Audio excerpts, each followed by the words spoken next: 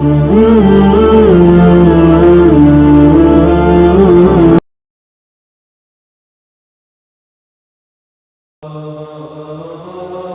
ইসরায়েলের সময় এক ছোট্ট গ্রামে বারসিসা নামে অত্যন্ত ধার্মিক এক ব্যক্তি ছিল। তাকে সন্ন্যাসী বলা যেতে পারে।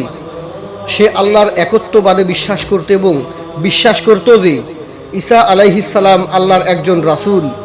সেই গ্রামে 3 ভাই ও 1 বোন থাকত। সেই ভাইদের জিহাদের জন্য ডাকা হলো, কিন্তু তারা বোনকে একা রেখে যেতে চাইল না। কার কাছে রাখবে চিন্তা করতে লাগলো। গ্রামবাসী বারসিসার কথা বলল, কারণ গ্রামের সবাই বারসিসাকে উত্তম চরিত্রবান হিসাবে জানত। তো তারা বারসিসার কাছে গেল। যখন তার কাছে তাদের বোনকে রাখতে চাইল, সে রাজি হলো না এবং বলল, আমি অভিশপ্ত শয়তানের কাছ থেকে আল্লাহর কাছে পানাহ চাই। কারণ সে ভয় করছিল যে সে গুনাহে লিপ্ত হয়ে যেতে পারে। তখন শয়তান বারসিসার মনে কুমন্ত্রণা দিতে আসলো। চালাক শয়তান জানত যে বারসিসার মন খুবই নরম। সে কানে কানে বারসিসাকে বলল, তারা যদি ভালো কাউকে তাদের বোনের জন্য খুঁজে না পায় এবং খারাপ কারো কাছে মেয়েটিকে রেখে যায়, তখন কি হবে?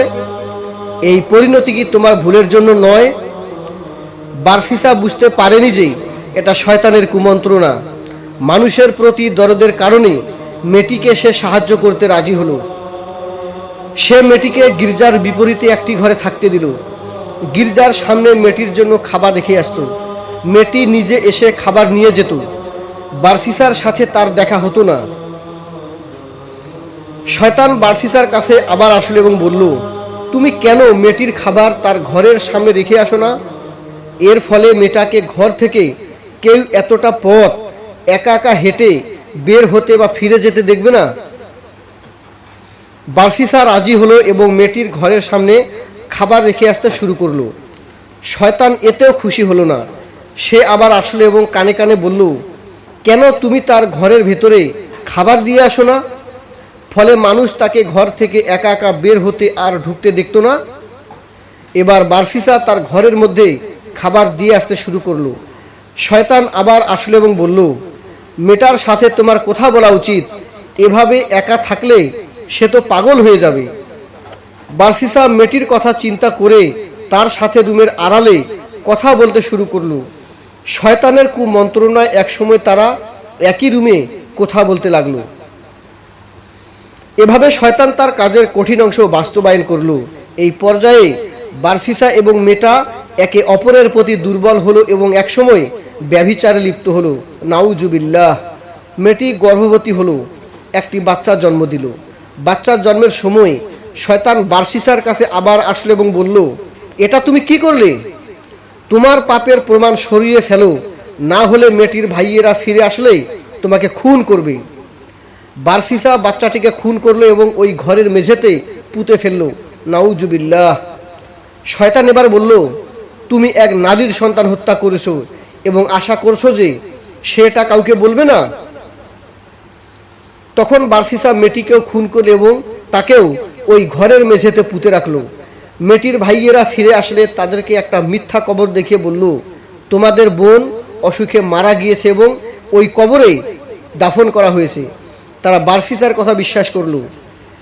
সেই রাতে শয়তান 3 ভাইকে একই স্বপ্ন দেখালো যে বারসিসা তোমাদের বোনকে হত্যা করেছে। প্রমাণ হিসাবে তোমাদের বোন যে ঘরে থাকতো তার মেঝে খুঁড়ে দেখতে পারো। ঘুম ভাঙলে তারা একে অপরকে স্বপ্নের কথা বলল এবং বুঝতে পারল তারা 3 জন একই স্বপ্ন দেখেছে। যাচাই করার জন্য তারা বারসিসার এলাকায় গিয়ে প্রথমে বারসিসার দেখানো কবর খুঁড়ল। দেখলো কিছুই নেই।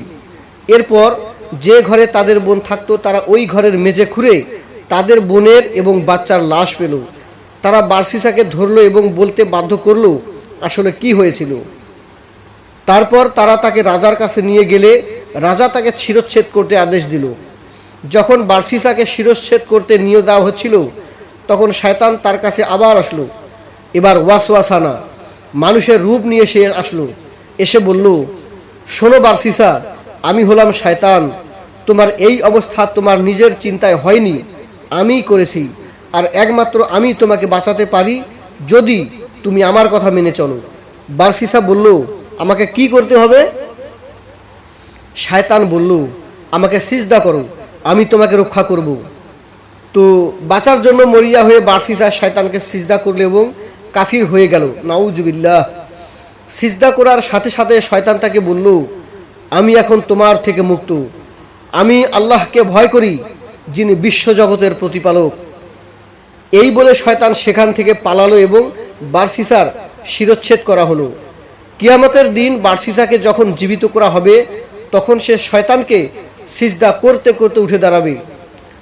দেখুন শয়তান কিভাবে বারসিসাকে ফাঁদে ফেলেছিল। সে এসেছিল বন্ধুর বেশে, ভালো ভালো কথা বলতে আর আপাত দৃষ্টিতে ভালো কাজে উৎসাহ দিতে, কিন্তু আসলে সে ছিল সবচেয়ে বড় শত্রু।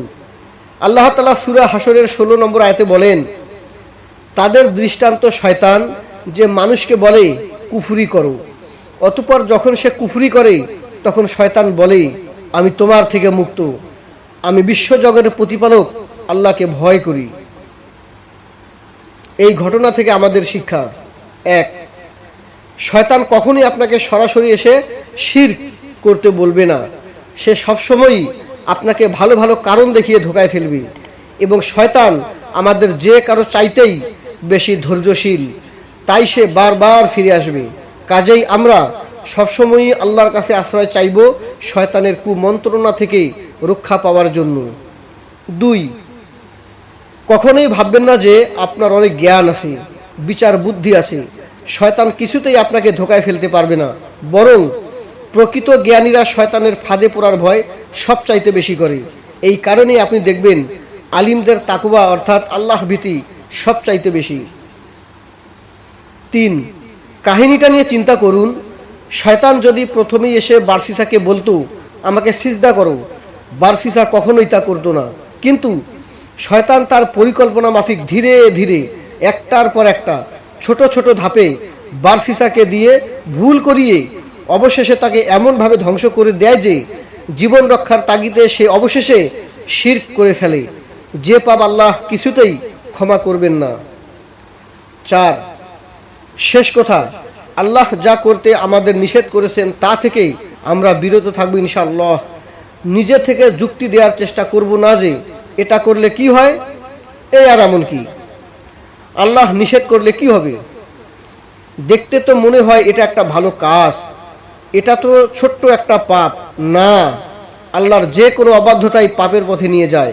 আপাত দৃষ্টিতে পাপটা যত ছোটই হোক না কেন, ছোট পাপই বড় পাপের দিকে টানে, বড় পাপ টানে কুফরির দিকে।